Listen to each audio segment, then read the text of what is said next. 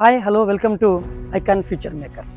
ప్రపంచంలో అణ్వాయుధం లాంటి శక్తివంతమైన ఆయుధం ఏదైనా ఉందంటే అది విద్య మాత్రమే.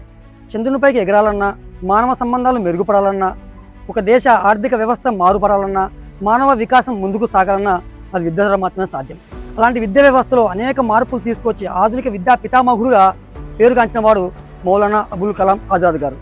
వీరు 1888 నవంబర్ 11న మక్కాలో జన్మించారు. వీరి యొక్క అసలు పేరు మొహిద్దీన్ అహ్మద్.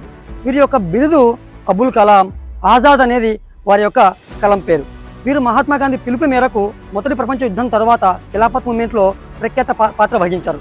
అనంతరం నాన్ కోఆపరేషన్ మూవ్మెంట్లోను, ప్లస్ సాల్ట్ సత్యాగ్రహంలోను, ప్లస్ క్విట్ ఇండియా మూవ్మెంట్లోను అనేక రకాల కీలక పాత్ర వహించి దేశ స్వతంత్రంలో వారు ప్రముఖ పాత్ర వహించారు. స్వతంత్రం అనంతరం నెహ్రూ గారి నాయకత్వంలో ఏర్పడిన మొదటి మంత్రివర్గంలో వీరు మొట్టమొదటి విద్యాశాఖ మంత్రిగా దాదాపు 11 సంవత్సరాలు సేవ చేశారు మౌలానా అబుల్ కలాం ఆజాద్ గారు.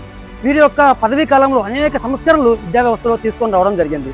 అందులో ముఖ్యంగా యూజీసీ గ్రాండ్ కమిషన్ని వారు ఏర్పరిచారు.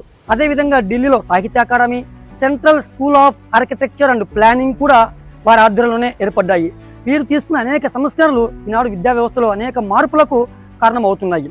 అలాంటి గొప్ప వ్యక్తి అయిన మౌలానా అబుల్ కలాం ఆజాద్ గారి జయంతిని మనం ఈరోజు స్మరించుకోవడము నిజంగా చాలా గొప్పగా భావించాల్సిన విషయం ఉంటుంది. మౌలానా అబుల్ కలాం ఆజాద్ గారు 1958 ఫిబ్రవరి 22న పరంపదించారు. ఆయన మరణానంతరం భారతదేశ అత్యున్నత పురస్కారమైన భారతరత్న అవార్డుని 1992లో మౌలానా అబుల్ కలాం గారికి భారత ప్రభుత్వము ప్రకటించింది.